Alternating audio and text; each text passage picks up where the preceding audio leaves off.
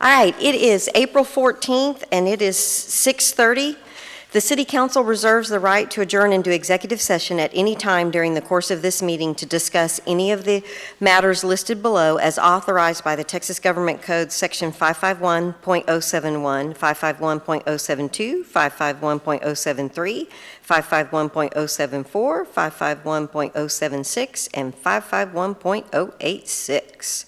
The Council reserves the right to reconvene, recess, or realign the regular session, executive session, or order of business at any time prior to adjournment. All matters listed below shall be eligible for both discussion and action unless otherwise specifically noted. Councilmember Jackson is joining us through GoToMeeting. The rest of the council is here. It is 6:30, and I am calling us to order. Before we get started, I want to address a couple of things. First off, I want to give thanks to our interim city manager, Robert Wood. Those of you that are used to being at our meetings, you'll see that in the upper left-hand corner, there was quite a bit of things rewritten to make sure that we were compliant with the AG's ruling on how to hold a safe meeting during this COVID pandemic.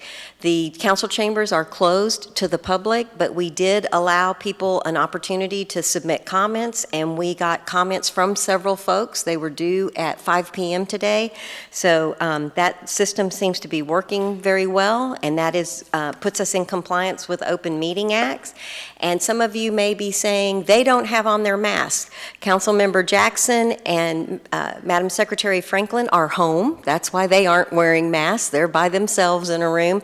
And we are all more than 6 feet apart and not changing that social distance. So we've got our mask with us. Mayor Pro Tem Nelson especially likes the mask that Councilmember Ennis and I have. I want to thank City Manager Wood's mom for making the mask. She did a great job, and I'm really happy to have them. We'll be wearing them in and out of the meeting, but once we sit down and we are stationary, we're not required to wear the mask. That's the exact same thing that Judge Poppy and Commissioners Court did when they had their meeting yesterday morning. So we are all being compliant, and I just wanted to explain why that was going on. One of the other reasons that we're not wearing our mask is we know it's important. The citizens that are interested in the meeting need to be able to hear us, and sometimes there's a problem with speaking through the mask, but council may wear them or not wear them depending on how they're feeling, but we are certainly compliant. So tonight, moving on to item number 2, we are going to all stand up and say both of the pledges of allegiance.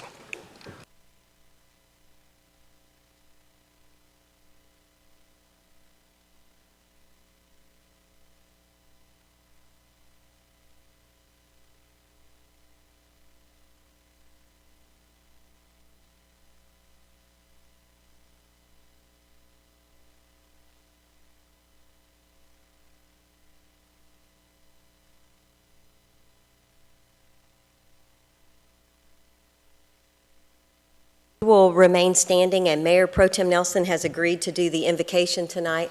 And Councilmember Ennis, the only complaint we got from your invocation was people couldn't hear you. So I may ask you to redo it because your mic wasn't on and people couldn't hear you, and it was such a wonderful prayer. We may have you do it at the next meeting. But Mayor Pro Tem Nelson's going to lead us in the invocation. Mayor Pro Tem? Please bow your head. Father, here we are again asking for your guidance. First, I want to say thank you on behalf of all who are gathered here today. Thank you for your many and abundant blessings. Thank you for life itself, for our health, for the need to fulfill our various callings, for our sustenance, and for fellowship. Thank you for the freedom to embrace you. I pray for this assembled council. I'm asking that you would graciously grant the wisdom to make sound decisions, the discernment to know what is right, the courage to act on what is right, the confidence to represent our city, and the ability to work together even when there is honest disagreement. I pray for the agenda set before us today. Please give an assurance of what would please you and what would benefit those who live and work in and around our Bastrop. In Jesus' name I pray. Amen. All right, we'll all be seated. Thank you, Mayor Pro Tem Nelson. We're moving on to page 2. As I stated last time we met, I won't have a mayor's report because I'm not going anywhere. I pretty much have been at City Hall or at my house. But there were a couple of things that I wanted to talk about. And one, I got an email from Scott Miller, who is the developer for Pecan Park. And this email was dated on Thursday, April 2nd. And it's very short and I would like to read it. Connie, wanted to pass on a quick note. We just completed our Section 2 at Pecan Park. Staff did an incredible job in managing the closeout process so we could put our builder in a position to close on the lots. I have never seen a city have their act together and orchestrate this usually cumbersome process as well as they did. Trey, that would be Trey Job, Jerry, that would be Jerry Paladie, and Tony, that would be Tony D. All deserve high praise. Job well done. Scott Miller, Ranch Road Development. I think it's really important during this COVID pandemic that people realize that the city still has to run. There is clean water, the toilets are flushing, potholes are getting taken care of, street maintenance is going, they're protected by fire, they're protected by police, and we have people that need homes, and we've got home building construction going on. So council, let's give staff a round of applause for a job well done. So proud of you guys and really appreciate all of your extra efforts.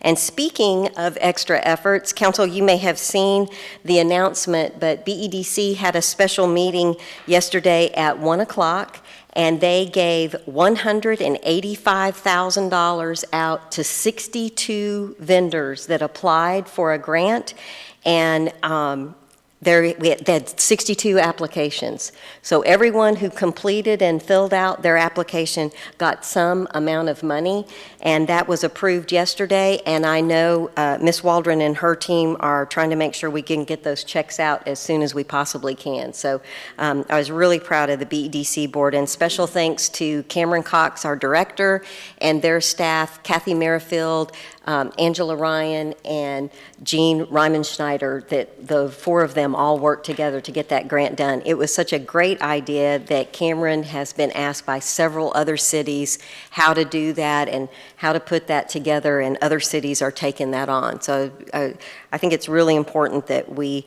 acknowledge that we're doing all that we can to help our businesses during this time. I had sent you guys a note and nobody had any problems. I want to let you know that I did sign the Water Alliance letters that were requested, and basically so that the public knows about it, Water Now Alliance is asking Congress to absolutely fund infrastructure, water infrastructure, and that would allow us to apply to the Texas Water Department for Water Development Board for grants for the city of Bastrop. And anytime we can get federal money that doesn't require us to get it from our taxpayers, we always want to do that. So I did, with your permission, sign off on those letters, and I wanted you to know that that was done. I have two other quick things. Chief Rosales, Chief Nagy, Tanya Cantrell, and Victoria Peschik, Victoria, I don't want to destroy, say it, Colin, Pinchik, have done a fabulous job, and also Matt Wagner. They are integral key parts of the Emergency Operations Center, the joint EOC that we're doing with the county. And you don't see their names mentioned a lot when you read summaries about it, but I want you guys to know that not only are they holding down the fort for the city of Bastrop, but they are doing an excellent job with the EOC. Andreas runs all the meetings and I think is in a ton of the meetings. I know Chief Nagy is one of the operations section managers. Tanya Cantrell has been one of the key people running the JIC, and I just want you to know that your staff is really going above and beyond, and I really want to thank them. Internally, Colin has done some phenomenal videoing, and we've been teasing that he's gotten a medical degree and a law degree in the last couple of weeks. He's been really keeping us all on our toes. Rebecca Gleason has gone above and beyond, and Tracy Waldron and her team and the planning organization, I don't want to leave anybody out, but I did especially want to thank the folks that are doing double duty. So I really personally appreciate all that they've been doing. And I also have recently got a note that we have an opening on our Zoning Board of Adjustments, and I've got a couple of boards with some openings. Madam Secretary Franklin is going to be pulling that list together, and I'm going to send that out to you guys. And if there are any citizens that are interested in serving on the board, I always like to try to keep our boards completely filled out. It helps us make quorums. So I will get that list to you, and thanking you in advance for helping me come up with some good folks for that. With that, we are moving on to item 4B, council member reports. Councilmember Peterson, let's start with you. Yes, good afternoon, Mayor and Council. I only have one thing. I just want to make a plea to everyone to please, please, please follow all the guidelines to keep yourself safe and your neighbor safe. And that's all I have, Mayor. Excellent. Councilmember Rogers? Nope, I've been staying home. Mayor Pro Tem Nelson? Nothing tonight, Madam Mayor. Councilmember Ennis? Nothing, ma'am. Councilmember Jackson? Yes, I just wanted to echo that, to make sure that all of our citizens, please stay safe and stay home. I was just watching the news this evening, and Bastrop County made the news because of not observing wearing the masks. And so I hope that it's not our citizens in the city of Bastrop, or really any of the county, that are doing that. But we did make the 5 o'clock news, and so I'm hoping that they will take this seriously and observe the mask wearing and the social distancing. But on a lighter note, I just wanted to say that I get a little stir crazy sometimes from staying in so much, so I drive around within my car, and I just want to commend the Main Street manager, Rebecca, and everyone else that's involved with the sidewalk project downtown. I am really impressed with it, and it looks so good, and because of the downturn in traffic and everything, it looks like it's going to be completed quicker than projected, and so it looks good. And I mentioned to Rebecca, because it was brought to my attention, and I was reminded of the manhole covers that we received from the Baron de Bastrop's company, well, his ancestors' company in Belgium, and so we've got those covers, and I think Trey Jobe has made them available to Rebecca so that they can maybe be incorporated somewhere later on.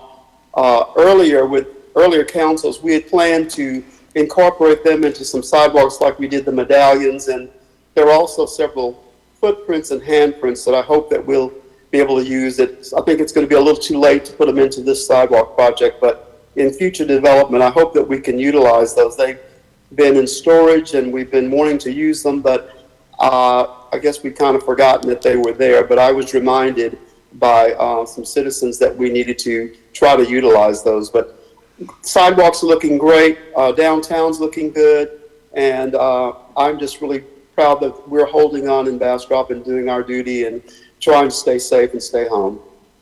Thank you, Councilmember Jackson. All right, City Manager Wood, and I know one of the things you were going to do was give us a quick update on the Main Street project, so we're on to you. Correct. The main thing I'd add, I think the councilmember was exactly right. The project is moving along moving along faster than anticipated. One of the reasons is that the contractor has moved in 2 extra crews, Trey? Two additional crews to try to get the work finished. The timing actually is pretty good right now that it's quiet downtown, and so they've tried to get as much work done as they can, and so that project is moving along quickly. Something else the council members are aware of that's been on the table for a while is that the state has required that all city employees and the city council receive cybersecurity training. And so the city council members should have received an email today from the IT department with a link where you can start doing that training. And so that project is now underway, and the deadline's in July. So you have some time, but probably better to do it while you've got it fresh in your mind. And it's going to take some time. It takes some time. There's 4 units, hours. I think, and it takes a little bit. You watch some videos and answer some questions, and they have a little quiz at the end, and so you can get through it relatively quickly.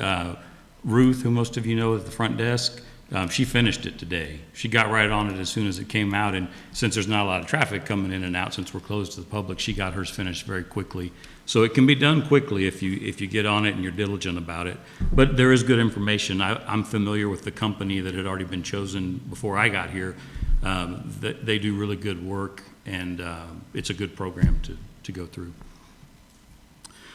We are having, I think council knows this, but just as a reminder, we're having a lot of budget discussions at City Hall right now, talking about some of the issues that Tracy's going to cover tonight, so I'm not going to take away her presentation, but what are the shortfalls going to be because of the situation we're in? How do we address those? Where can we find different places to save money to make up for some of those reductions in revenue? So those discussions are going on. Tracy's going to talk to you later tonight about kind of the big picture overview and what we think is going to happen and how we're going to plug some of those holes. And then we're going to have continuing meetings with staff to look for more ways to reduce cost and try to deal with the new situation that we've been faced with that will not only affect the current budget that we're in, the fiscal year 20 budget, but it's also going to have a huge impact on what we do for fiscal year 21. The mayor talked about how the water's still running, everybody's still got electricity, all of those things are still working. All of the employees have done a great job of managing both their regular job plus some of the issues that come up because of the virus. And then as she mentioned, some of our employees are essentially working 2 full-time jobs between doing their city job and then working over at the county emergency operations. So the employees are doing great. I've been impressed with the work that everyone's doing. We've done something that probably won't be visible to the public, but we've done shift changes. We've split the utility crews and the public work crews into shifts so that they aren't all working at the same time together, and that way if there's some sort of exposure, we don't lose everybody at the same time. So they're doing essentially working 12-hour shifts and working every other day. And so that way the groups are split up into 2 and the work's still getting done, but we don't have everyone at risk of contamination at the same time. We've also done some staff rotations for people that work in City Hall or in the different offices to try to lessen the number of people that are here at City Hall. There's a certain amount of people that have to be here just to keep things going, but instead of having 4 people in the planning department, for example, we've gotten it down to where there's 1 person in the office per day while the other ones work at home. And then they rotate through who's here in the office versus who's here at home. The great thing about technology, it's almost seamless because when you're sending email and doing different things, you really don't know, unless you walk down the hall, you don't know who's down in that room or who's doing what, but you still get an answer and the work still gets done. And that's why we've gotten things like the mayor talked about, where the people are talking about thanking us for getting things moving along. The mayor talked very briefly about the agenda. You'll probably notice that there were some changes on there to meet the new requirements that the state put in place. If you're doing an online meeting, you have to tell people how to access that. So that appeared on the agenda this time. There was also, if any of you noticed, there was an instruction sheet, and I think the city secretary might have included that at the end of your agenda that told people how to submit comments ahead of time if they wanted to do that. And we had to explain that and tell them how those would be handled. And City Attorney Borquez was helpful in crafting that language and getting all that put together. The very last item that I will say, the mayor talked about the police chief and the fire chief and all the people that are helping out at the county. Y'all probably already know this. I've only been here for a few weeks now, or a little over 2 weeks. You probably have the hardest working mayor in the state. She's here all the time. There's a call at 9 o'clock that she's on for the emergency operations. There's oftentimes a 4 o'clock call. There's a lot of phone calls and emails and everything else that go back and forth between the mayors and the judge and everyone trying to coordinate what they're in, which is called the policy group of the emergency operations. And those discussions are just going on constantly to deal with issues as they come up. And so it's been good for me because I get to see the mayor and ask her questions when I have questions, being new. But she's here all the time and always working on issues. And y'all have seen her videos that she's done. And back to her point about how our media people, or our social media people, Colin and Rebecca mostly, have done a great job of keeping the community informed. She's done a great job with her videos, and if you look at those videos, thousands of people are watching those videos when they go out. And the one that was particularly informative when we had the doctor on there, and she talked about specifics and the health part and the medical issues and that sort of thing. And none of the other cities are doing that, just so council's aware of that, in the county at least. They all asked us when we told them we were doing that video if we would share the video so that they could also put it on their Facebook sites. So the city of Bastrop and the staff have done a great job with getting that information out. And just as a comparison, the county and the other cities, they're using our videos because they don't have videos of their own. So I think that the people I mentioned, Colin and Rebecca and the mayor and everyone who's been involved in those videos, have done a great public service to get that information out there, because as all of you know, there's a lot of bad information out there. So to get good, accurate information out to people is very helpful. Thank you, City Manager Wood. Appreciate that. All right, Council, we don't have any work sessions or briefings, and so we will move on to item number 6, staff and board reports. And our first item is receive an update from the City of Bastrop Chief Financial Officer on updating the water and wastewater impact fees. Ms. Waldron. Good evening. So when we came to y'all last year in August, and we had Tracy, I don't think the mic's on. Colin looks concerned. Okay, are we There we go. Okay. Didn't know he turned it off. Last August, we brought an impact fee for y'all to adopt, and at that time, we talked about the fact that normally we can go 5 years based on law before we review impact fees, but because the volatility and the changes in the projects that we have going on, the estimates of probable costs that are evolving and changing, excuse me, we would be reviewing these fees every year. And so we're just putting you on notice that we have signed an agreement with New Gen, Chris's group, to help us with that review. And it's not a full-blown study. It's just basically updating, making sure that we have the costs. As of the February meeting with Friesen Nichols, we were informed that our water plant was going to be more than we had initially anticipated. So we want to make sure that all of those costs are in that impact fee. And so that's what we're doing. Between now and June, we will be making sure that New Gen has updated information. We've discussed the map. We've discussed our assumptions in the study to make sure that we're still on track with that. And so this is just kind of putting y'all on notice that we are working on that, and that you should see that come back around in the summer for approval. Thank you, Ms. Waldron. Council, do you have any questions for Ms. Waldron? Councilmember Ennis? It's not specifically on this, but it is about the rate changes. Tell me if I get off base here, but we got these in the mail this month. Mm-hmm. I'm wondering, in the future, when we put these kind of things out, if we could have a tie back to what we're doing and why we're doing this. I know we've said it over and over and over again, but I think we're missing an opportunity to tie this to the fact that we're building a new sewer plant, we're building new water sources and treatment. And, you know, I've read some of the comments on Nextdoor, et cetera, and it's consternation that we're raising the rates.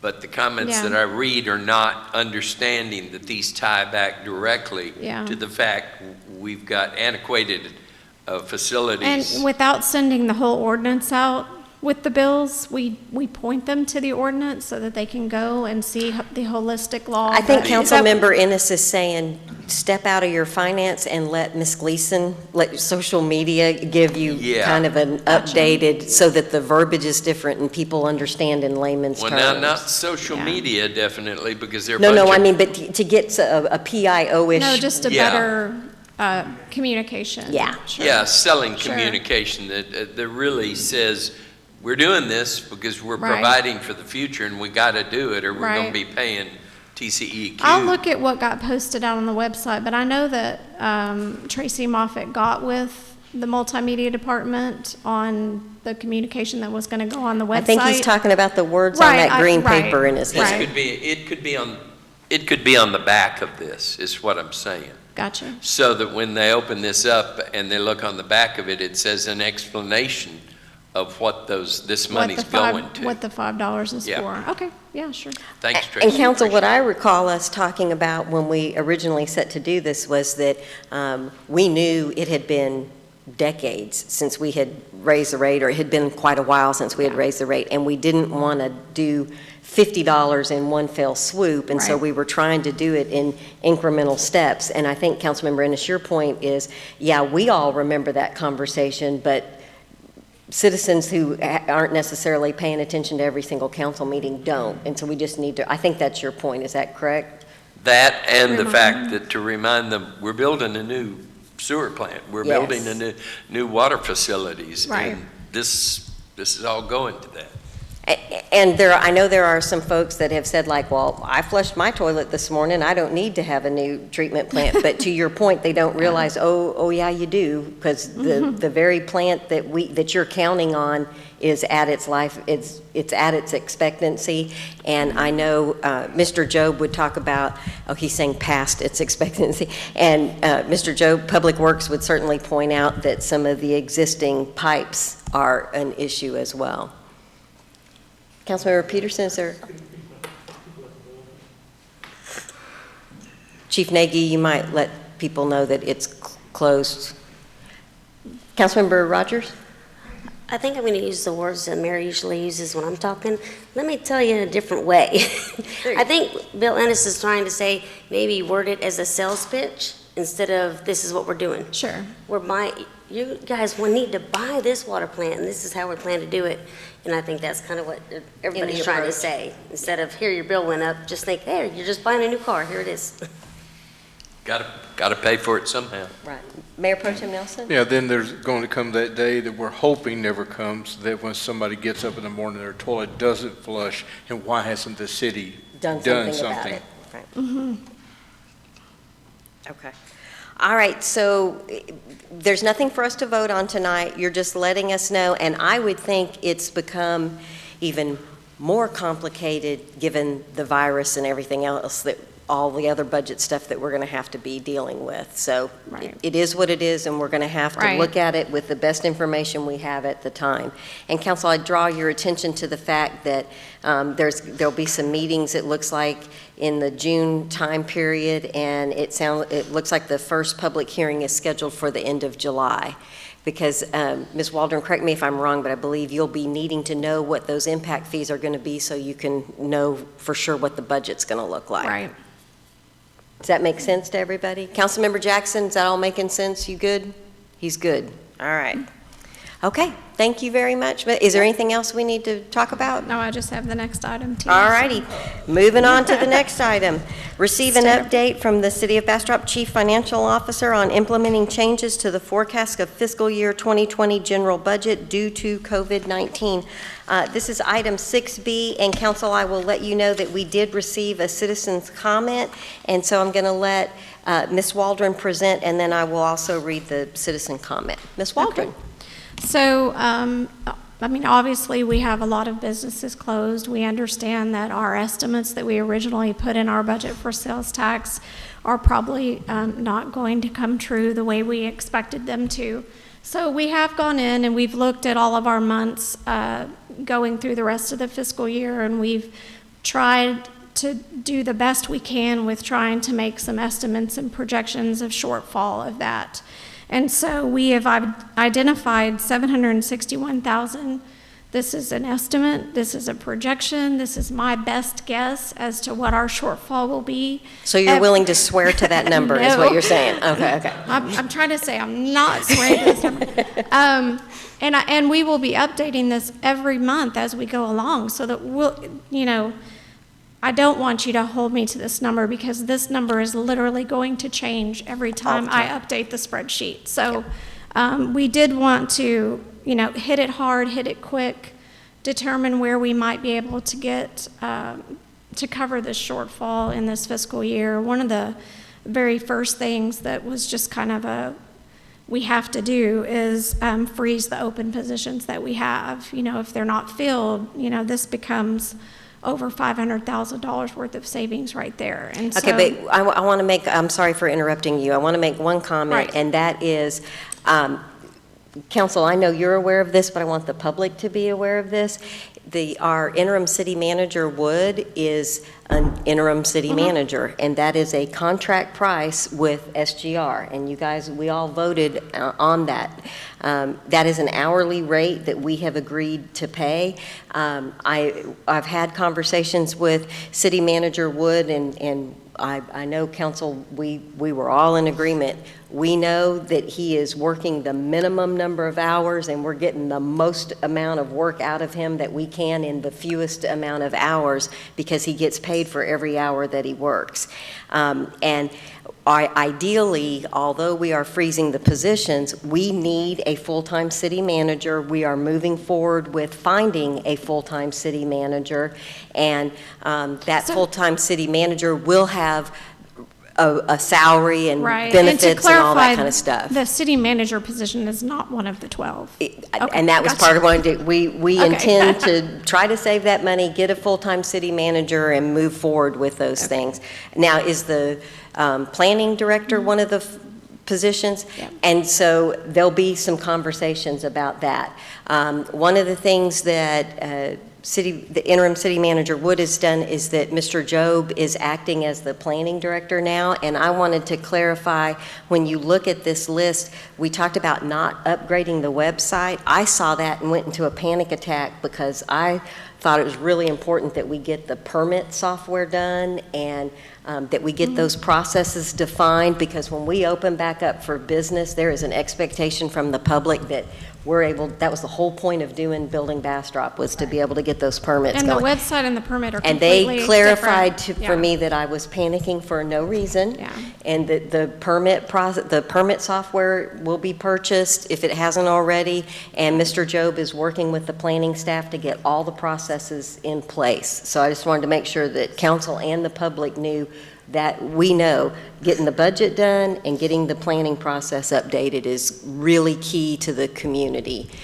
So those things Yes. are going to be included. And then we also talked about, and we know that we have a financial committee, Councilmember Rogers and Councilmember Ennis are working on that, and we're all brainstorming on other ways and other things that we can do to try to save money, because it's going to be a tight, City Manager Wood made the point of not only finishing out this budget, but also for the next year. Councilmember Rogers, did you want to make a comment? The only reason I asked this question is because the question was asked while we were going through the new hiring of the city manager. Was the police chief one we're holding off on? I mean, everybody was always asking before we started the process, Yes. Are we doing it before or after? So I just know the public's going to ask that question, so might as well just answer it So now. what is so your we don't have to- question? Are we going? Is the new police chief one of the frozen positions? Well, the director of public safety was not being refilled. It was one of the frozen positions. And there may not be a Maggie director. is in the interim police Right, chief. that's what I was. Yes. But remember, there was some public asking if we were going to hire one before the city manager. So I was She's just talking about the timing, and so I think you're just wanting us to remind everyone, we are going to find a full-time city manager, and then we will fill the police chief position. Well, what I'm But that's- asking is that police chief position, one of the frozen ones, is what I'm asking. No, because he's already in that 'Cause position. it's I just not want to make open. sure that everybody understands, so the public won't be Great asking. question. The only Trying to save the mayor of frozen 100 emails. positions Thank you. are positions that are vacant. We had 12 positions that were vacant. Okay, I'm just want to make sure that, so everybody else were knew. easy enough to freeze, because we don't have to hurt anyone, lay anyone off. It's just freezing those budget dollars for the rest of the fiscal year. I totally understand, thank you. No, thanks, that's good to clarify, and she's frozen it now, but it also doesn't mean that when City Manager Wood, working with staff, if they figure out we really need this position, then we'll regroup and go through that. They're just, right now, they're putting the brakes on, is what I'm Yeah, because understanding. each month we will get better information, and with that better information, we can make adjustments Better to. decisions. These are just the things that jumped out and said, right away, we can do these things, and we can, handle that shortfall if we do these things. Some of the other things are just they're internally, there are money paying us. Buckets. And so, you know, we pay ourselves into the vehicle equipment and replacement fund to replace those vehicles and equipment at a point in which, in the future. Well, we can defer that for now if we need to. So that's some dollars that we know is in our budget that we can just stop and defer. And so those are some of the dollars that we have identified. Also, you know, travel and training, my conference was canceled. A lot of the travel and training has been canceled. So those travel and training dollars will be able to be swept, and all the departments understand this. The interim city manager sent out an email today to all departments just saying, we need you to review your budgets. We need you to identify to us the areas in which you can give some money back out of your budget if needed. And so, you know, with all of that, we feel confident that we can weather the storm and that we're going to end the fiscal year, you know, still in the positive. Great. Council, I'd like to read the citizen comment. Were you done with Ms. Waldron? Okay. This is from Herb Goldsmith, who lives at 1105 Pecan Street, and his comment is the following. And Mayor Pro Tem Nelson, I have a comment later that I don't think I can read everything in 3 minutes. That's why I was giving you, I know you're going to help time me. Mr. Goldsmith was brief, so I think I'll be okay on this one. Mr. Goldsmith's comment is, I applaud Tracy Waldron, Chief Financial Officer, for addressing the issues of projected revenue losses and coming up with a rather cogent plan. I am concerned that Council may not be considering other programs that may significantly impact the budget, such as the HOT funds. In the recent past, Council has used general revenues to increase HOT funds. Our tourism industry is taking a substantial hit in revenues due to the significant loss of, quote, heads in beds, unquote. The Hyatt is not taking reservations till at least June 1st of 2020, and it generates very significant revenues for the HOT Fund. This year, the HOT Fund was budgeted to spend at least $4 million, which includes funding the expensive Visit Bastrop Destination Marketing Organization, Convention Center, and Main Street program. I believe we should take a very detailed look at this budget and have a report on how it will be adjusted as well. I am concerned the HOT funds will be depleted and the city will take a significant amount of money from the general fund. Perhaps Visit Bastrop DMO should prepare a preliminary report for council. Thank you for your transparency and hard work. Ms. Waldron, you may want to come back because I think there's some comments. I appreciate Mr. Goldsmith making his comment, but he can be assured that we're well aware of the impact to the HOT funds, and you may want to speak to a little bit of that. Right. I mean, my report tonight was specifically on the general fund. Now the HOT fund is the next fund that we will be looking at. The DMO contract is already set up to where they get funded based on what the revenue is. So there's a true-up mechanism already built into their contract. If we don't make that revenue, then what they get is less, and that's built in. Also, a couple of years ago, we created a fund balance policy for the HOT fund, and we made it a full year's worth of revenue. And so we have a significant amount of reserve in that fund for this very reason, because of the volatility of this particular income. So, you know, it will be a policy decision how we handle the reserve and whether we, you know, dip into that reserve to get through this, or whether we reduce the amount of money that we're paying out to those that are getting funded out of that. Or a little bit of both. Or a little of both. So, I mean, I feel confident that we have a very healthy reserve in that fund, just for this reason. I also want to address the comments on the DMO, in that director sent all of council an email. They've already canceled things with marketing. They're doing all they can to conserve money. They very well understand. Yeah. She's been very proactive. So I appreciate Mr. Goldsmith's comments, but I'm very confident that staff and the DMO and the essential assets, everyone is well aware of what's on the table, and I know council's prepared to we know that we may have some hard decisions ahead of us, but the fact of the matter is we don't really know what that final number is going to be. Right. Just like on the general fund, you'll Right. give us updates as you get that information. Right. I feel confident in saying that we would not transfer general fund money over to cover hot contracts. Yeah, I don't, and that would be a policy decision Right. anyway. Council, any other questions for Ms. Waldron? I was going to do 9E because because I was just going to make Tracy stand up for a long time. And Colin, I apologize, but because it has to do with the budget, I thought we'd have all the budget conversation at the same time. So Colin, I'm moving on to item 9E, which is on page 3. And before I do that, Councilmember Jackson, I need to make sure I've looked at you. Did you have anything you wanted to add on 6B? He says no. Okay, but double check him. All right, Council, we're on item 9E. Consider action to approve resolution number R 2020-37 of the City Council of the City of Bastrop, Texas, adopting amended budget planning calendar for fiscal year 21 as shown in Exhibit A and directing the Chief Financial Officer to calculate the voter approval tax rate in the manner provided for a special taxing unit as specified in Senate Bill 2, repealing all resolutions in conflict and establishing an effective date. And Council, I have a citizen's comment after Ms. Waldron makes her presentation. Ms. Waldron? So I do have a lot of language in the staff report that speaks to the tax code itself.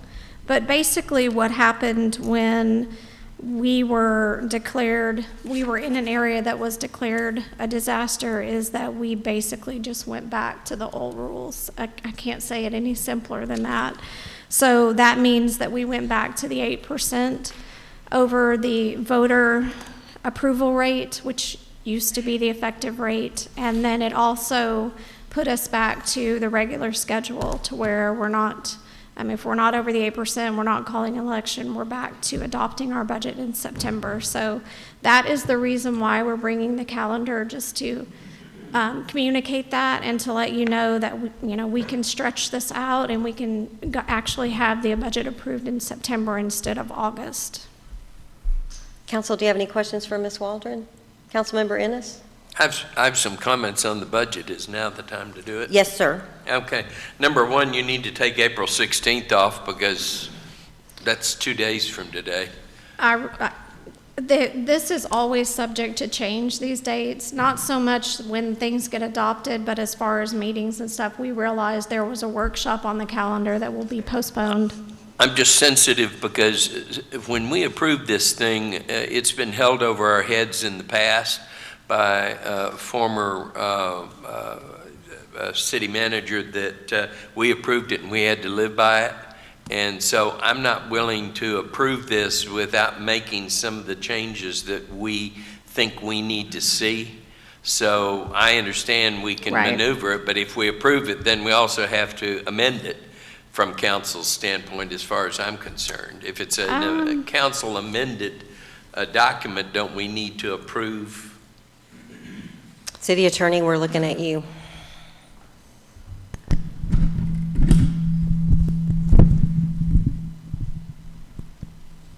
If the improvement is in the form of an ordinance amending the budget, that is a city council approval item. Yes. And This is a resolution approving a calendar. Does that make a difference, or? Mayor, can I make a comment? Absolutely. One of the issues that, and sometimes we forget that y'all don't hear all the conversations, but one of the things that we've talked about is that when council approved the budget calendar back in November, I think? December, there were actually 2 budget calendars. Right. And so you approved 2 budget calendars, and so you really approved the one that you're looking at, which may not change your issue that it needs to be amended, but it was already approved, and we know that there'll need to be some changes made to it, but it's not really a new calendar that you're approving, because you approved 2, and I think the idea was we'll use the one that we have to use depending on the situation. Well, now we know which one that has to be used. Right.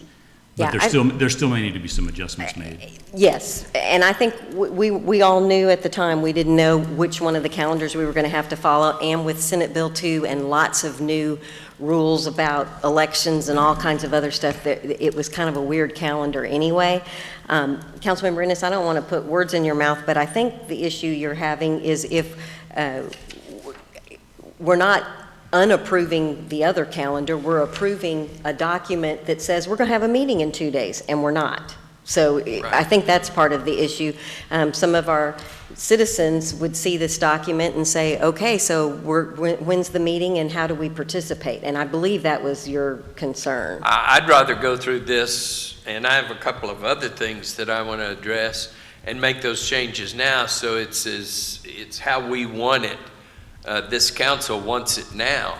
Okay. So we don't have to, in 2 weeks go back and amend it. A lot of these things are driven by the law as far as like the dates of when. None of mine are. I know, but I'm explaining that a lot of these dates are driven by the posting has to be 10 days before the public hearing. I mean, that's what a lot of these dates are. We start from the end of the fiscal year and work our way back, because by the time we get the appraisal, the certified rolls, there's not a lot of wiggle room in August and September to fit all these dates in. But let's hear his comments, and then we'll see if there's any issues. Councilmember Ennis, why don't you go on? So I guess the first question is, do we have a new date for a workshop? Right. Do we have a new date for a workshop? I don't have a new date. Okay, so would we, and I guess we'll hear everyone's comments, and then there'll be a discussion of whether we can approve something with some changes, or if we should hold this item and bring back an updated calendar and vote on it next time. That's always an option, right? Doing nothing is always an option. Our attorney has taught me that. Mayor and Council, you can approve the You can approve the resolution tonight with an amended calendar if you choose to do so. It's not required to be in final form when it's brought before you. Or you can delay it to a future meeting. Okay, well, let's let everybody go through and then decide if we want to vote on it with changes or if we think we need to postpone it. Councilmember Ennis? What, all of these, like our support, community support applications, all of that middle part, the community support organizations, the essential budgets, those kind of things, those are going to be, we're going to leave that in there until we find out how much money we've got to work with, right? Yes, this doesn't define the funding. This just defines, when their applications are due, when they would present, things like that. The money is a completely separate, it's part of the budget, but it will be talked about at the budget workshops. Okay. Well, then, are we still using the cabinet concept, or are you talking to directors? The cabinet was a setup.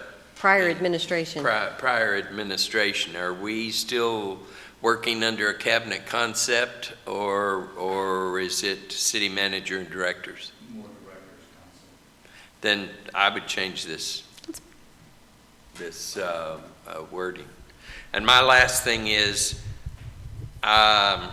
I don't see any, I've said this over and over again, and I don't see any reason why we can't have the budget booked by the first meeting of October. If we approve it the last meeting of September, we ought to at least have it by, I'd like to have it by October 1, because that's the beginning of the fiscal year that we just approved a budget for, but it at least ought to be on our desk, and we ought to have it before the first meeting so that we can refer to it, because we'll be voting on things maybe that apply back to that budget. Okay. Is that all your comments? That's all my comments. Mayor Pro Tem Nelson? Yeah, I just want to tag on, Councilmember Ennis already brought it up about the cabinet. There's no definition of cabinet in our city charter, and it's only referenced in some correspondence in last year's budget. I'd like, for clarity's sake, and for consistency to define who that group is. Is it made up of our city manager and program directors, or department directors? That's outstanding, but I think we need to provide the citizens the clarity of who that group is that's reviewing the budget that's being presented to city council. So I would emphasize Councilmember Ennis's point that needs to be stricken and redefined in some way, shape, or form. Okay, that's, Councilmember Ennis, do you have anything else? Okay, just double checking. All right, now I'm looking on this side. Councilmember Rogers, Councilmember Peterson, any questions? Councilmember Jackson, any comments or concerns on the calendar? I like what I've heard and the fact that we do need to look at it a little bit more carefully, but from what I'm understanding, because it has been a little muffled, we can go ahead and approve it, but we can update it as we get more information. But because of the prior administration, the cabinet definition and all that is something that's, I guess, questioning right now. Am I correct? It sounds to me like if we just make it be city manager and directors, that pretty well takes care of it. Is that? Right, that would be fine. Okay. But I meant the dates, the question on dates and things that were, because we can always amend the dates later on. Is that correct? Yeah, and I don't have a calendar in front of me. What is the first meeting in October? Can someone who has a calendar tell me that date? I'm pretty sure this 27th was the second meeting. I didn't know if that was a meeting or if that was just a, Yeah, I think it was. so is it October 13th? Be the 13th. Okay, yes. so that's easy enough if we make it no later than October 13th and replace cabinet with city manager and directors. And then city manager Wood or Ms. Waldron, either one, have you guys thought, it's kind of an odd place that we're in. Have you thought about having, when we would have a mid-year budget workshop? Or should we just remove that date and say that we'll try to, you know, honestly, maybe we have it at the next council meeting, before the next council meeting. Our agendas have gotten fairly short, and that's a date that we're planning on meeting. You know, I don't have to get ready for that meeting, so it's easy for me to pick a date, but Councilmember Ennis? In the past, our mid-year budget workshops have been to address some of our capital improvement projects, have they not, or specific needs? Specific like needs. Mm-hmm. some of the presentations you gave us, Chief Nagy. It all depends on whether you have a laundry list of those things and whether we're going to be able to fit those in this year. I think it's a pretty short laundry list with everything that they've got between the water treatment plant, the wastewater treatment plant, the pavement maintenance. The only one that I think there's a conversation about that we've had prior is paid fire. Is that correct, Mr. Job?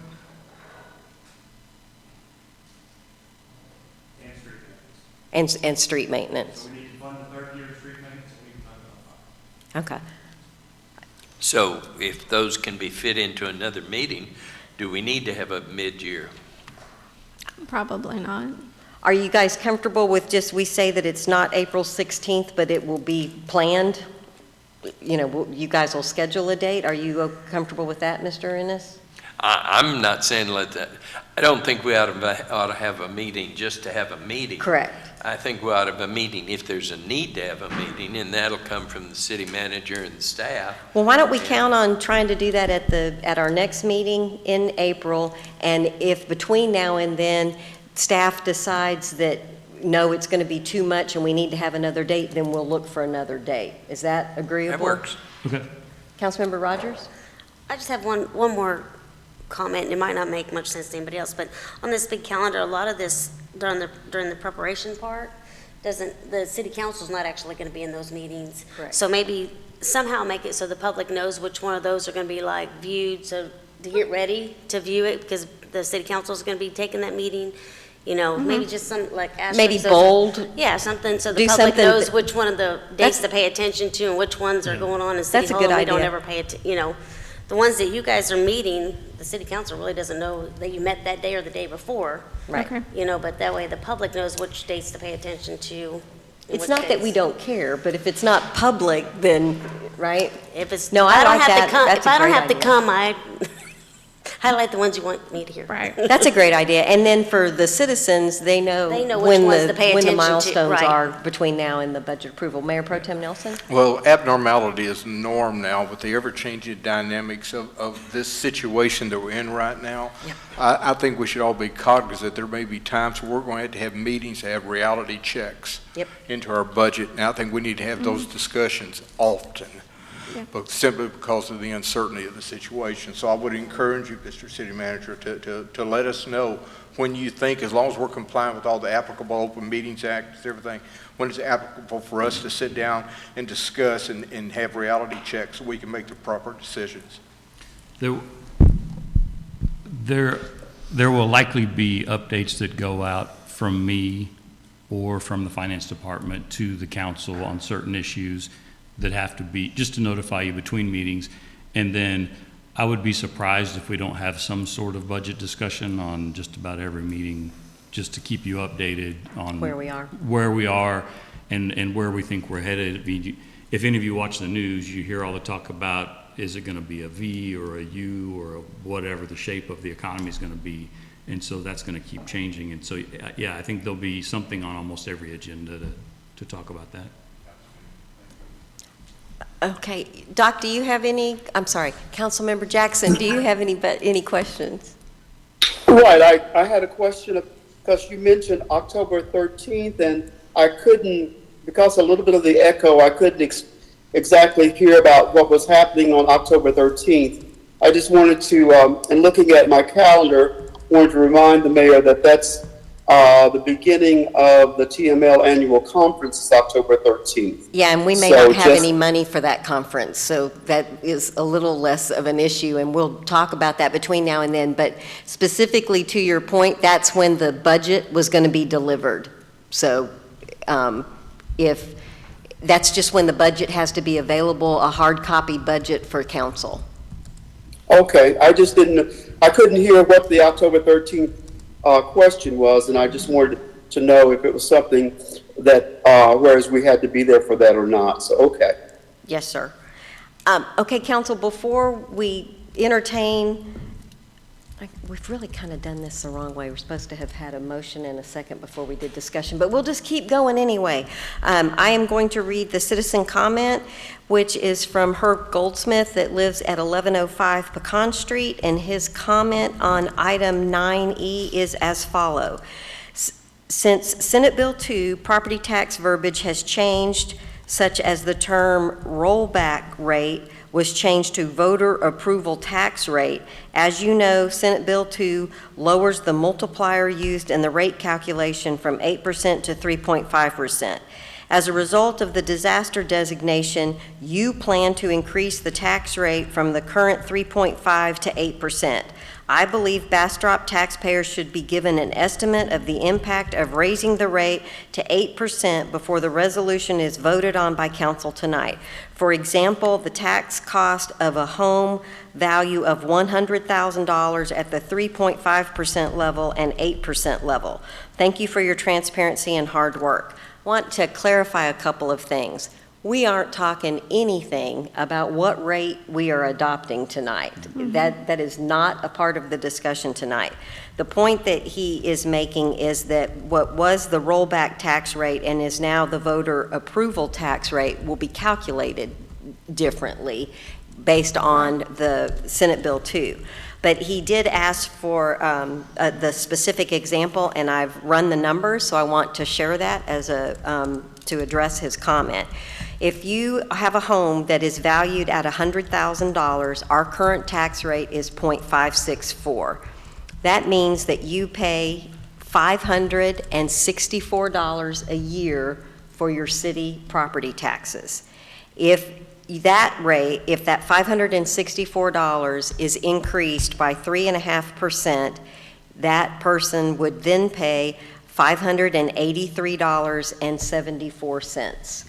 If the person that has a $100,000 house was paying $564, and if the rate was increased all the way to 8%, they would pay $609. The difference between $609 and the $583 is $26 per year, and that is 12 cents per day. So for transparency's point of view, we're talking about, for a $100,000 valuation, we're talking about $26 a year. It's important for everyone to know, no one on this dais, Councilmember Jackson at home, Ms. Waldron, the city attorney, the city manager, has nothing to do with the appraisal value of your home. That is handled by the appraisal district. And that they have pushed their date out as well, knowing that we didn't have to follow the Senate Bill 3.5 calendar. And so you're not going to have a first pass at that number till the end of the month. Into April. So, And the 8% is off of the previous year. effective rate. So it's Prior not effective as rate, it's not it's off not of as our clear as rate. I'm doing that. Yes. So it's a little more complicated than that, but he wanted an example for a $100,000 home, and that's just straight working the numbers. So that is Mr. Goldsmith's comment. So, council, unless you have additional questions. I move to approve with the changes that Bill asked for. Do you get that, Ms. Franklin? The motion is to approve the budget calendar with the changes that Councilmember Ennis mentioned, which I believe is to acknowledge that the mid-year budget workshop will not be on April 16th, and to replace the word cabinet with city manager and directors, and to change the date of the distribution of the final budget. Were there any other changes, Councilmember Ennis? Okay, I have a motion. Second. And I have a second from Councilmember Ennis. Is there any further discussion? Madam Secretary, if you'll call the roll. Mayor, I apologize, I didn't hear the maker of the motion. Councilmember Rogers. Okay. Councilmember Rogers? Yes. Councilmember Ennis? Yes. Councilmember Jackson? Yes. Mayor Pro Tem Nelson? Yes. Councilmember Peterson? Yes. The motion passes unanimously. Thank you, council. Thank you, city manager. And I will just email out a new. Yes, calendar you'll, chart. yes. Did you take notes, Trey? Yeah. Madam Secretary, Mr. Job is extremely happy that you're here. All right, council, we're going to go back to page 2, and I think we're going to have an opportunity to move quickly through some of these next items. Going back to item number 7 is citizens' comments, and we had no one signed up for citizens' comments, correct, Madam Secretary? That is correct, Mayor. All right, so we're done with citizen comments. We're on the consent agenda, item number 8. Consent agenda item 8A, consider action to approve city council minutes from March 24th, 2020 regular meeting. Move to approve. Second. I have a motion to approve from Councilmember Ennis and a second from Councilmember Peterson.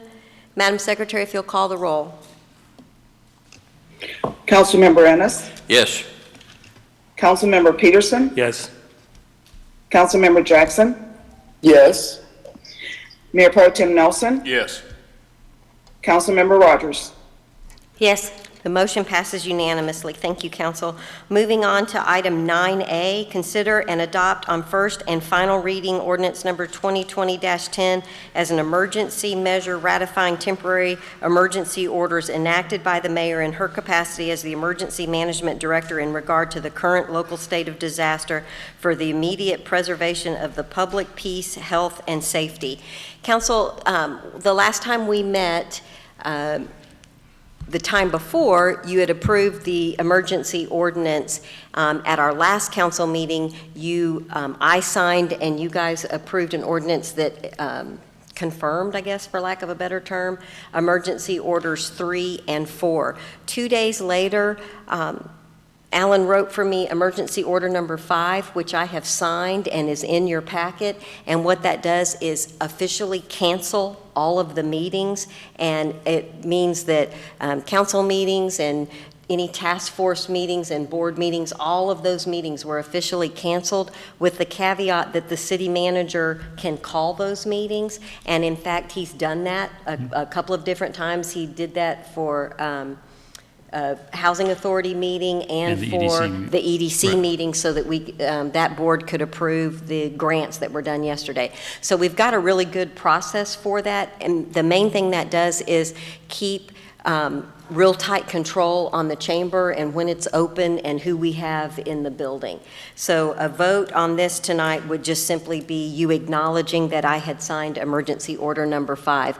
I've had some other elected officials point out to me that once you guys confirmed the emergency declaration, I can sign orders all day long and you don't have to confirm them. And I have let them know that the council I work with, there is no way I'm going out on a limb too far without you, and I want you to know what's going on, so I'm asking you to confirm emergency order number 5. Move to approve. Second. I have a motion to approve from Councilmember Ennis, and I'm going to give the second to Councilmember Jackson, because, you know, just because I can. Madam Secretary, if you'll call the roll. Councilmember Ennis, Yes. Councilmember Jackson, Yes, and thank you, Mayor, for your comments on making that, for us having to do this motion. I appreciate that. Thank you. Mayor Pro Tem Nelson, Yes. Councilmember Rogers, Yes.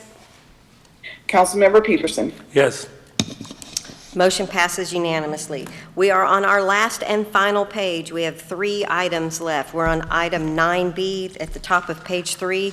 Consider action to approve resolution number 2020-36 of the City Council of the City of Bastrop, Texas, authorizing a release of the side and rear public utility easements dedicated with the Colony Mud 1E Section 1 Block D plat for lots 17 through 23, 26 through 34, and reserve lots E5 and E6 located at the 100 block of Millsap Court as attached as Exhibit A, authorizing the city manager to execute necessary documents, providing for a repealing clause, and establishing an effective date. Mr. Job.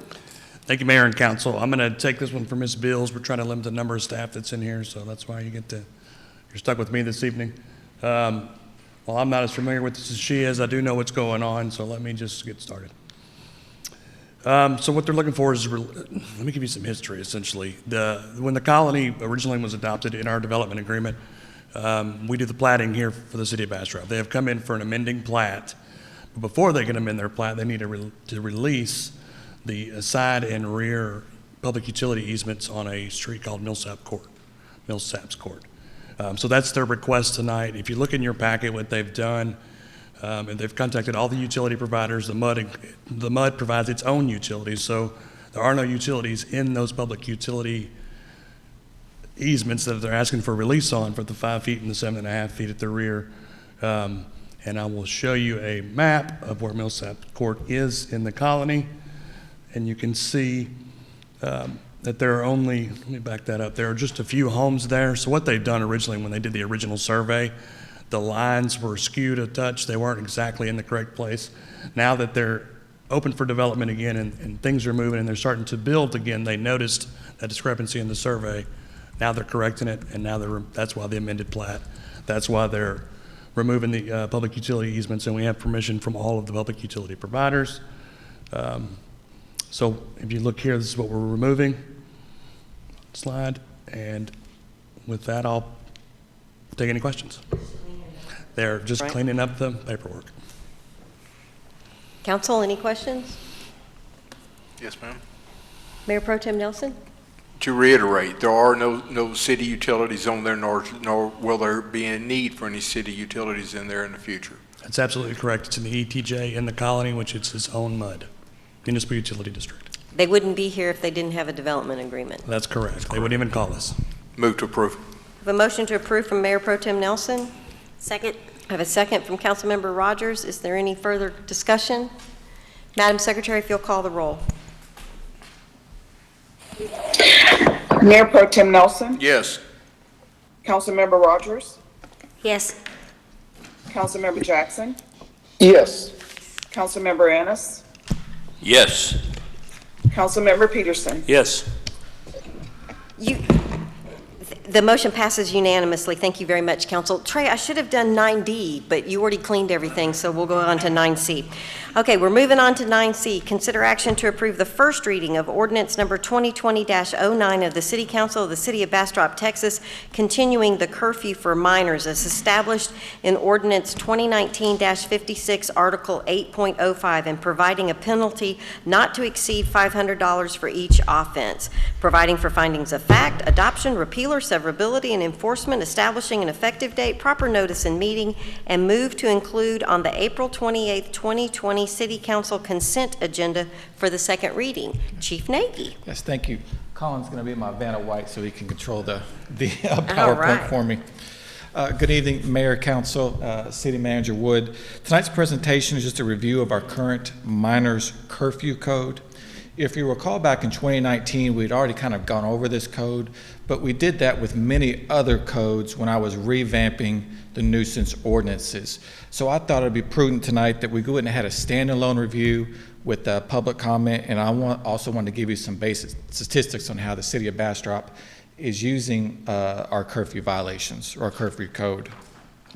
Chief Nagy and City Manager Wood, and I'm sorry for interrupting, but we have to review it every 3 years, correct?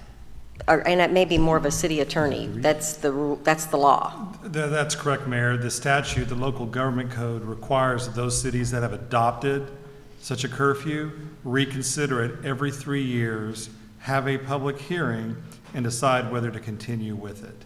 If you don't, the curfew goes away. And the last public hearing that was had was in 2017. So that's why it's April of 2020 and here we are. Is that everybody on the same page? Awesome. Yes, all right. So one point of clarification, Mayor. It's my position that when Chief Nagy brought the curfew ordinance before the council in November, it was addressed specifically to the council. There was a briefing on that point. There was a public hearing on that point. But when he and I discussed it later, that was all done in part of a larger reconsideration and recodification of nuisance ordinances in general. And because of how important the curfew ordinance is, we agreed the better thing was to bring it back before council in isolation, not social distancing, but on its own ordinance, its own hearing, and its own discussion for you to decide whether to continue with it or not. Yeah. So what I wanted to do was just, I'm sorry. Yeah, so technically we've already had one public hearing and now we're making a point of having a standalone, a definite, isolated to use your word, public hearing. I believe council did renew and reauthorize the curfew back in November, but the chief and I agreed it was a better thing to do to bring it back to you as a standalone item to consider it again. Excellent. Okay, Council, everybody on the same page? Councilmember Jackson, you with us? I'm with you. I do have a comment once we've gone through this, though. I do have a question, but not now. All right. Okay. Chief Nagy, you've got the floor. Yeah, so what we wanted to do is just give a standalone review, the public hearing, and then also give them the opportunity to give you some basic statistics. So to begin, our curfews are divided into nighttime and then daytime. So nighttime is Sunday through Thursday, 11 p.m. to 5 a.m., and then that Friday and Saturday from 12:01 a.m. to 5 a.m., and then our daytime curfew hours are our school hours, Monday through Friday. Minor is defined in reference to this code as any person under the age of 18. And if someone does commit a violation, really one of three people can be in violation. The first one is just a minor. A good example is they're skipping school. Maybe an officer finds them, hiding under Gill's branch. That's happened in the past, just kind of doing their own thing. Or they're walking around a neighborhood at 3 a.m. without any true purpose. And then also the parent could be cited if they allow their children to do so. So if they're allowed their children to skip school or allow their children to walk around the neighborhood at 3 a.m. without any true purpose, we could actually cite them. And the last person we could cite is a business owner. So if a business owner has an establishment and he's allowing students to congregate during school hours, knowing they should be in school, we could actually enforce that and cite the business owner in lieu of citing those students. Any person violating the ordinance shall be guilty of a Class C misdemeanor. And they can do community service, they can do tutoring, they can write in essays or any other educational thing asked by the court. They could, of course, pay the fine. And I know that now during this declaration, Judge Coy is allowing them to donate food, and that's valued at $12.50 a can. So that's actually quite beneficial to them as well. Or they can do any combination of the above. I spoke to the court. The court really wants to defer, and they want to educate, and they also want to dismiss these cases without any true criminal penalty. So the purpose of this is not to criminalize minors. It is to educate them. We can also we can follow the process.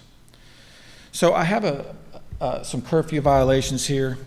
In the interest of full disclosure, this graph was given to us by the Bastrop Municipal Court, and then I realized that this afternoon there was an open records request came in, and that my numbers provided by the court didn't match that open records request numbers that they were given as well.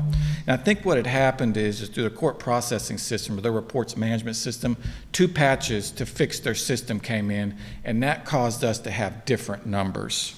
My calculation on the total, so you see down the middle it's a total starting with 31 and ending at 15 at the bottom, is I think we're about 36 off as a total. So that's going to include BPD and BISD citations. I'm about 18% low. And then it also affects the BPD nighttime and the BPD school curfew that you see on the far right. And what I was trying to do is just kind of give an example of how we're using this system.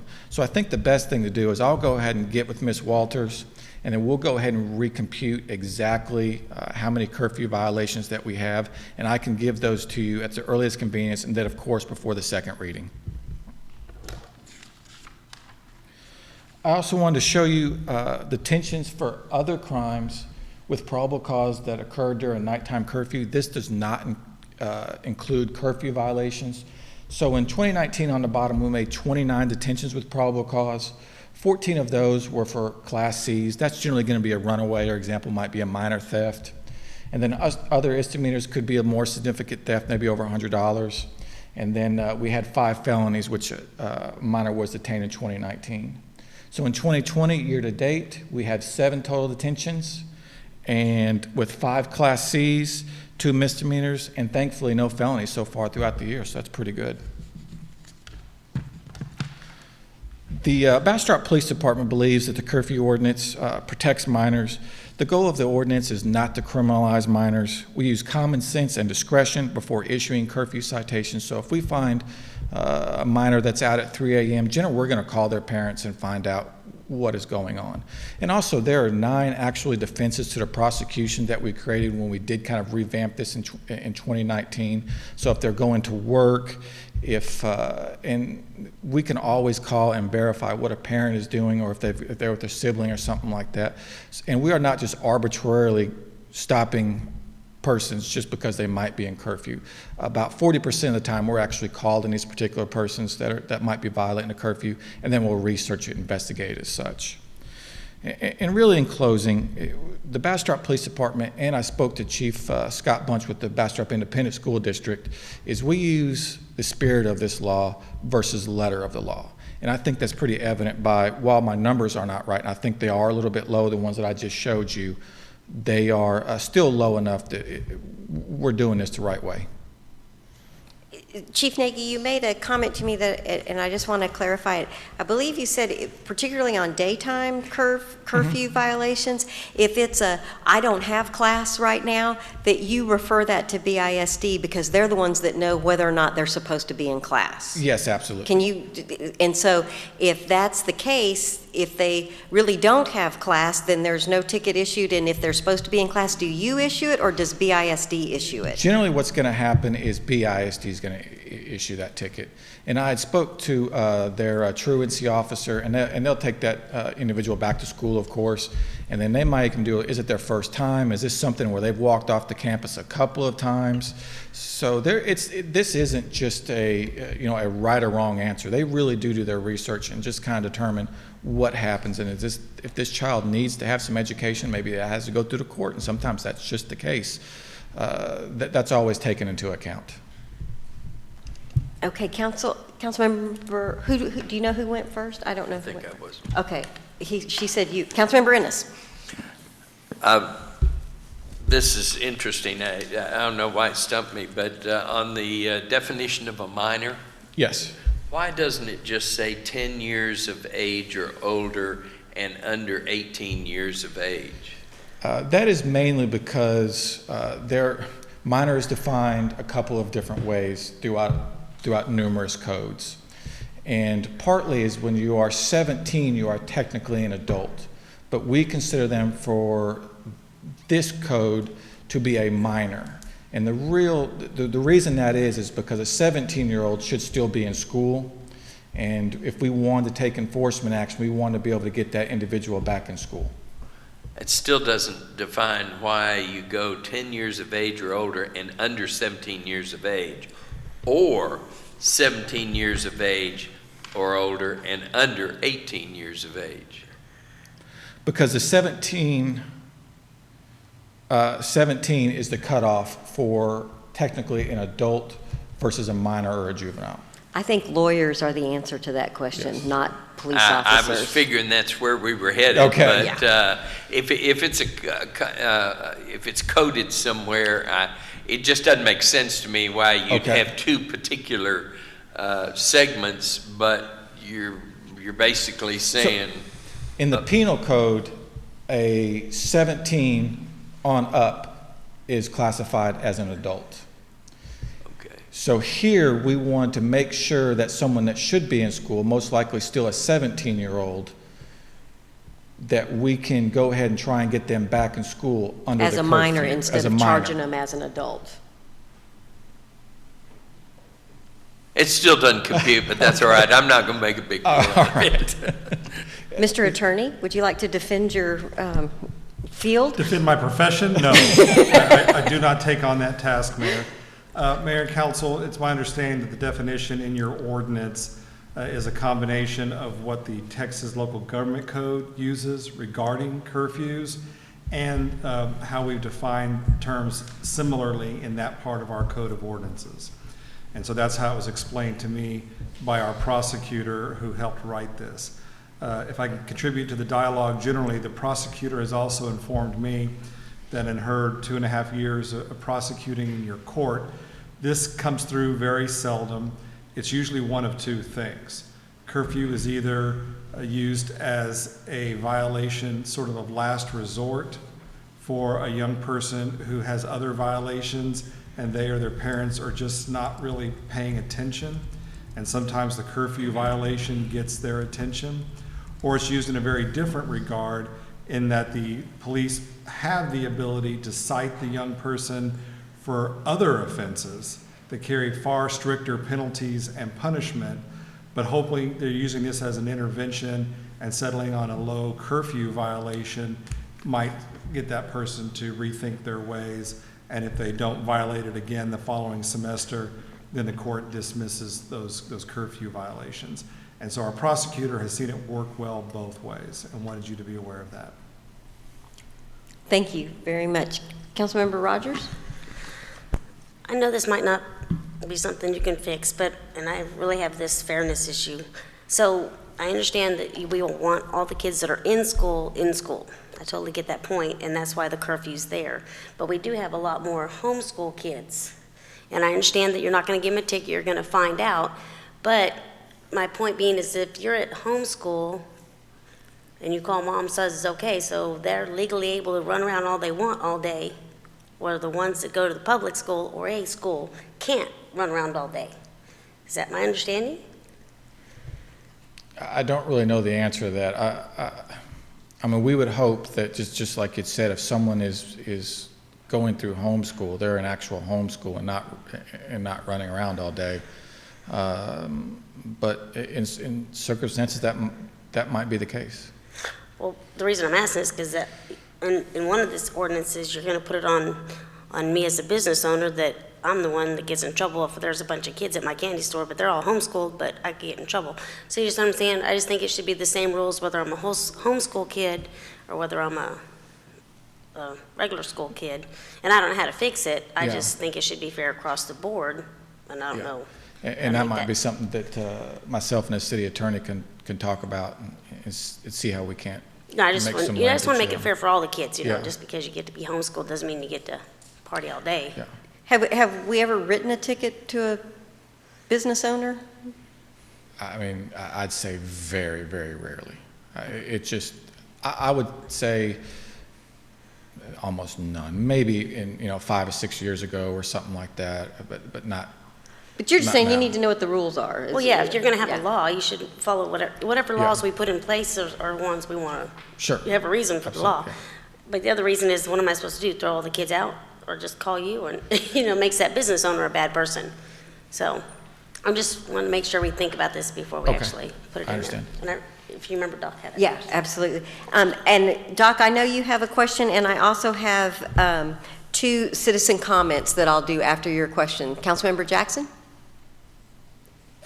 Well, I just had 2, I know when we discussed this in November, I thought I had mentioned, or maybe I didn't mention, there were two things, and one of them was brought up earlier about the students that are homeschooled and the fact that their schedules may be a little bit different. But I mean, but that's been addressed, and I'm sure it's being considered. The other thing I was thinking about was work permits and students that are given work permits who will be not in school, but they'll be at their employers, and the curfew times may be different, particularly those that are working evenings or some other times. Is that addressed? I didn't see it addressed in the ordinance, but is it addressed somewhere else because of work permits and times and the homeschool element? Yeah, so that is going to be one of the defenses to the prosecution. So if there's a student that goes to work at 2 o'clock and he's driving to work and he says, hey, I'm going to work at so-and-so store, then he's just going to be just fine. So there's 9 defenses to the prosecution, and that's one of those. Okay, so I was trying to remember. There's safeguards against that. Pardon, I didn't hear you. There's some safeguards. There's basically 9 safeguards that really give a student, and I use, or a minor, reasons that they can be outside during those curfew hours. And sometimes it's just as simple as they're running an errand for their parent. Then that is a safeguard that they will not be prosecuted, or a defense to the prosecution. Right, I just didn't know if there was a work permit or something that they got from the school that could verify that, or they just take it on their own word that was what was happening, or I didn't know if it required anything like that.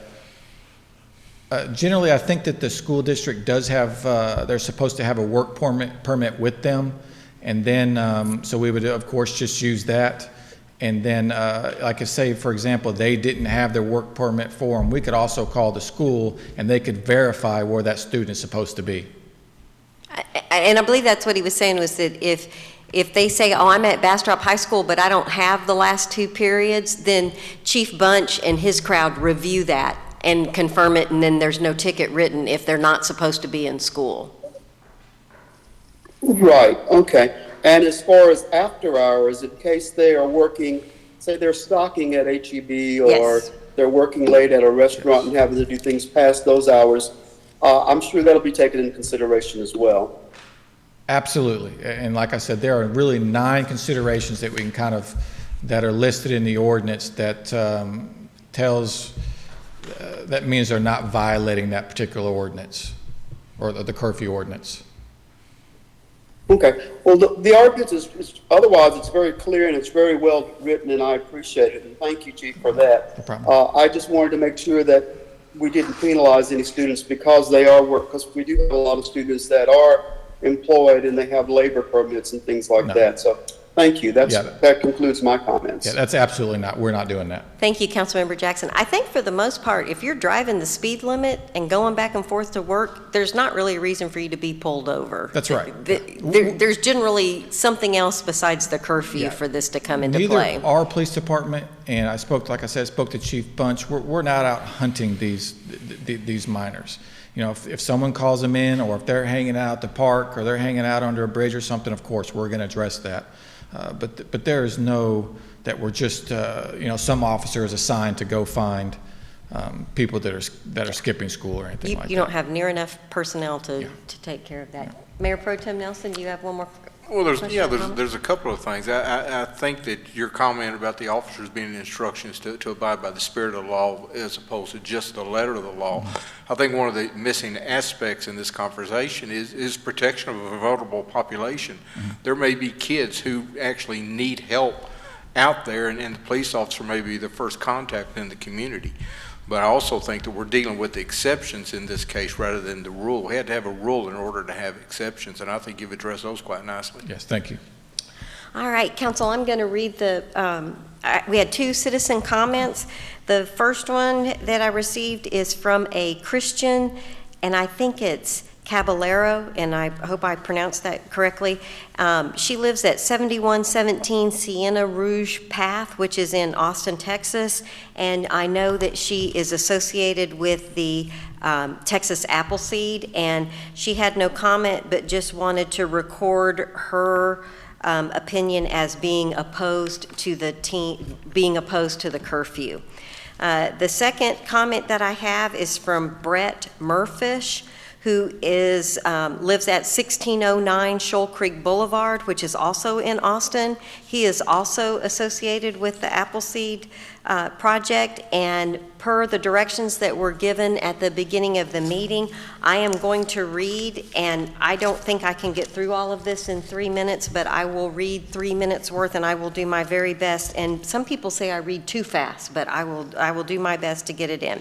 His comment is as follows. We are writing to urge the City of Bastrop to end its juvenile curfew currently scheduled to expire on April 25th, 2020.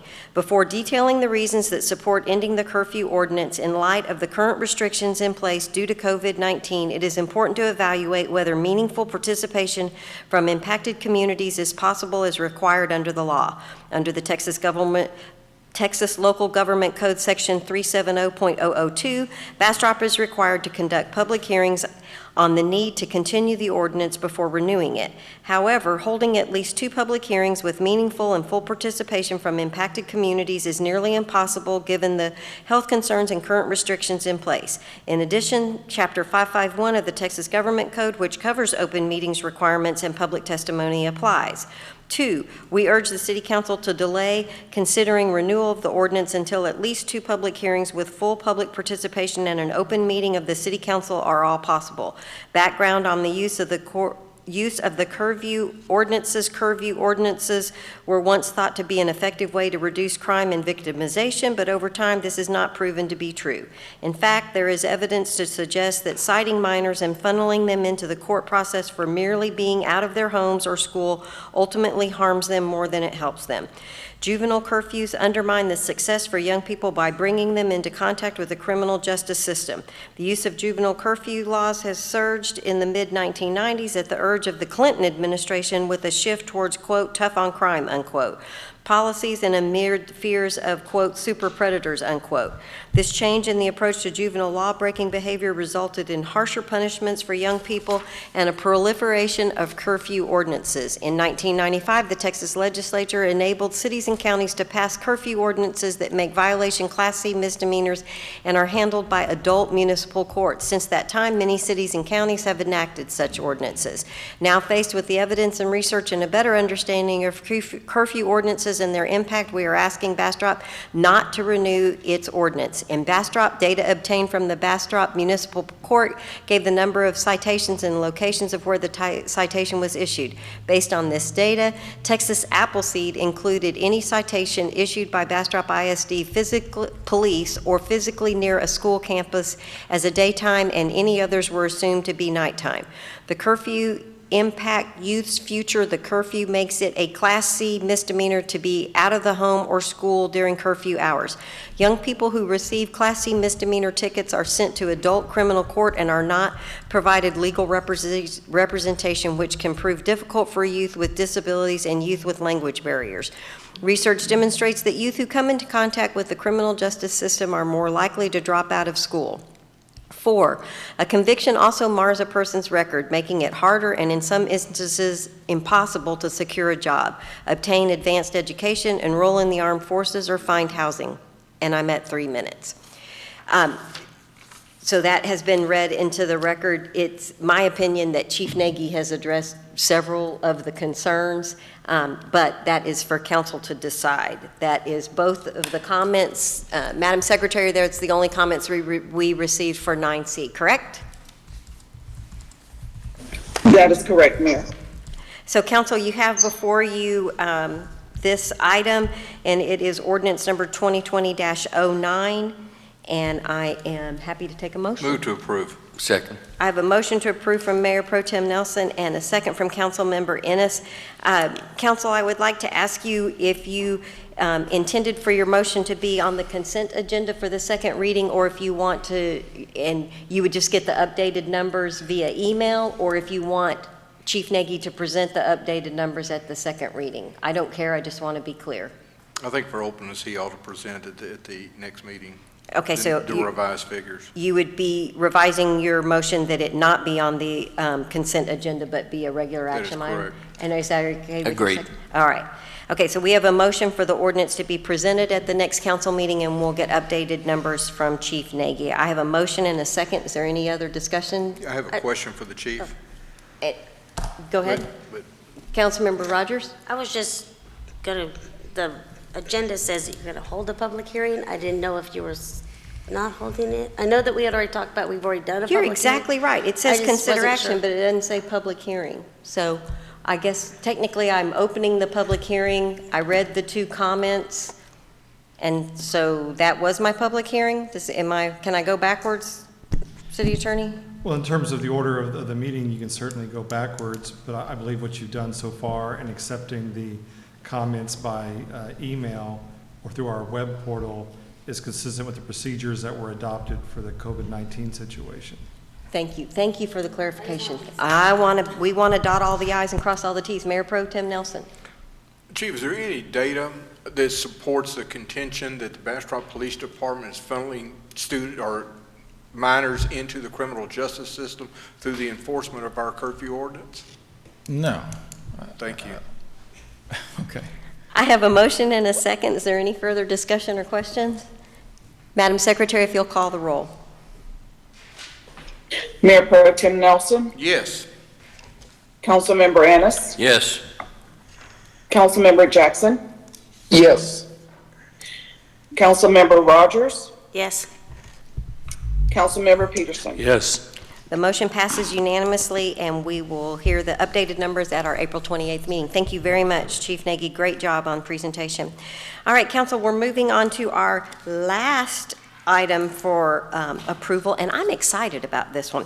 Consider action to approve resolution number R 2020-35 of the City Council of the City of Bastrop, Texas, awarding a contract for the City of Bastrop Public Works Detention Project to Frontier Development Incorporated in the amount of $351,664, attached as Exhibit A, authorizing the city manager to execute all necessary documents, providing for a repealing clause, and establishing an effective date.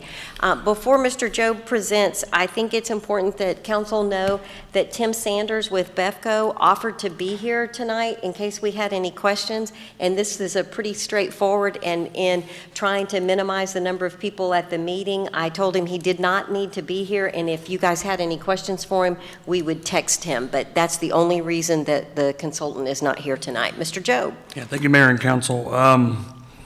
If you'll remember, in 2015, 2006, we had some significant floods. Approximately 28 homes in the north end of town had some type of flooding. And after that time, 2017, we applied for 3 separate grants. One that was on Jasper and Newton, which we awarded at the last council meeting, Pine Street, the meeting before that. This is the final and third one, which is called the Public Works Detention Pond. As you can see in your packet, this is also on your budget, page 245, by the way, if you'd like to look that up.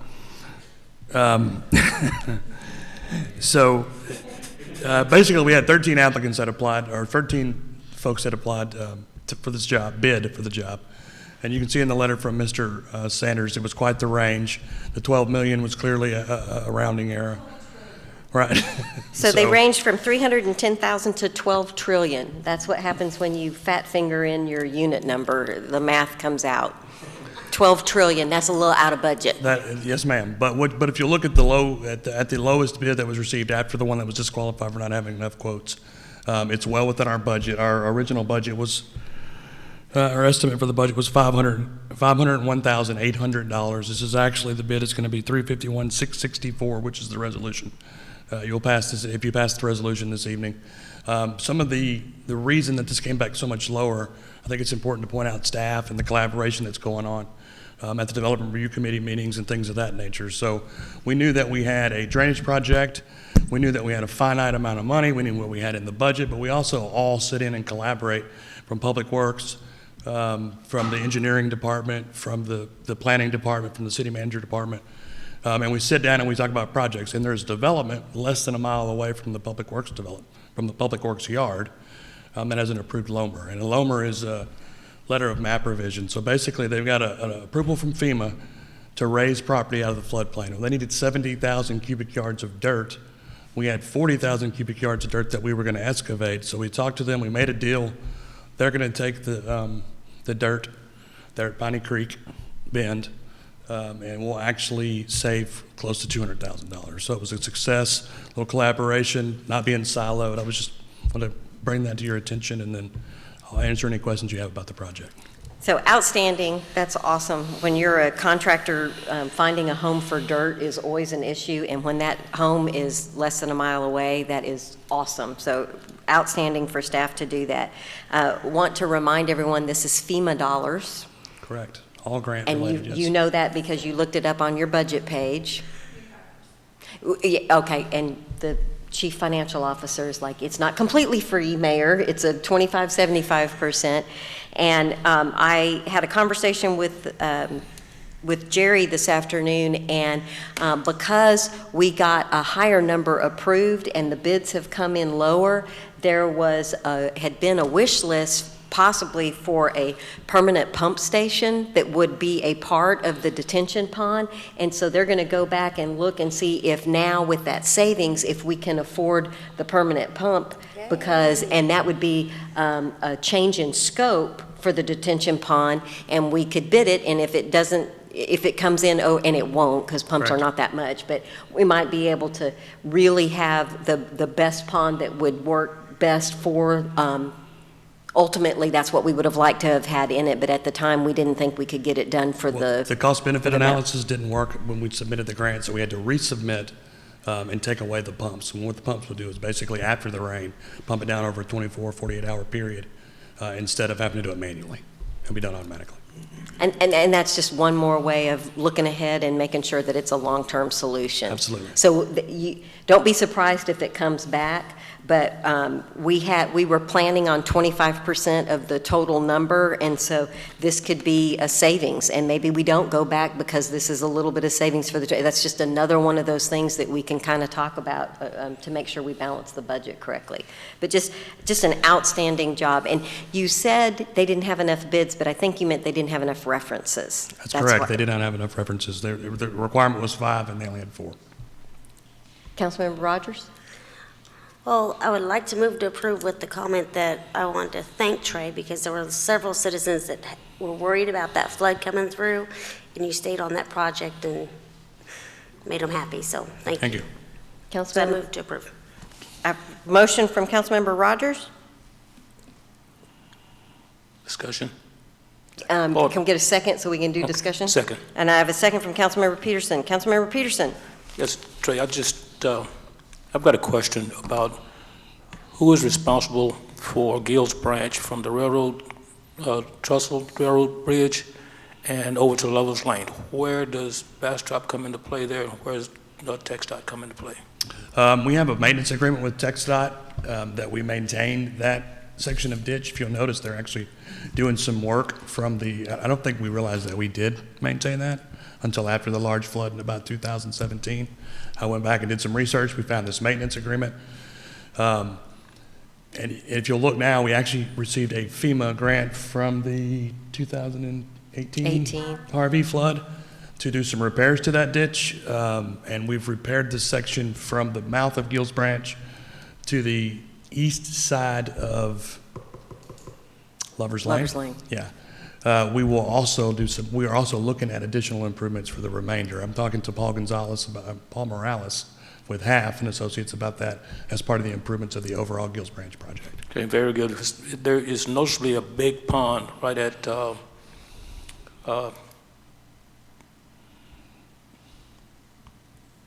At the trestle, right? at the trestle over to College Street. There's a big place that it holds water all the time. We a will large pond. take a look at it. Okay, thank Do you. that. All right, council, I have a motion and a second. Is there any further discussion?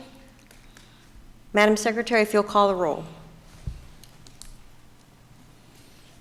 Councilmember Rogers, Yes. Councilmember Peterson, Yes. Councilmember Jackson, Yes. Councilmember Ennis, Yes. Mayor Pro Tem Nelson. Yes. Motion passes unanimously. Congratulations, Trey. I mean, this is another one of those huge drainage issues in North Bastrop. Yay. So really, really pleased to have that one rocking and rolling. All right, council, we are done with our agenda, and we are going to be moving to executive session. The executive session item is item 10A, pursuant to Texas Government Code Sections 551.071, consultation with attorney regarding legal matters involving declaration of local state of disaster emergency orders and related regulatory issues. It is 8:15. We will be going into executive session. I'm going to explain a little bit about how we're going to do that. We aren't going to move because we are maintaining our 6-foot social distancing. We are going to have the city manager, the city attorney. It is Chief Nagy's anniversary. We are going to wish him a happy anniversary and force him to leave and go home and celebrate with his wife. Council, we can have Trey and Mr. Job and Ms. Waldron step out, and if we have questions for them, pull them in, and or we can let them go. Do you have a feel for? We can certainly have the city manager would speak with them tomorrow if we think that's appropriate and they could go. I think we should release them if there's nothing in the discussion that involves them. Councilmember Jackson, do you think you'll have any questions for Mr. Job or Ms. Waldron? No, ma'am. All right.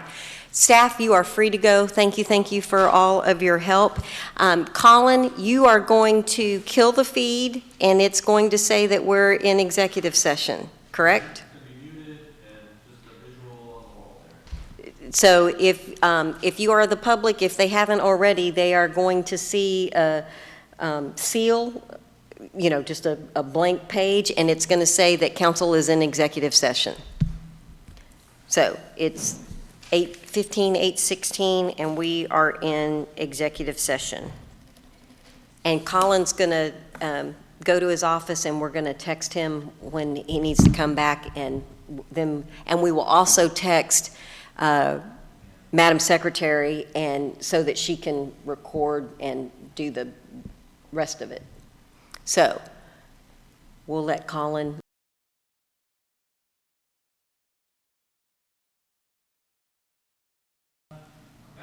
All right, are we on?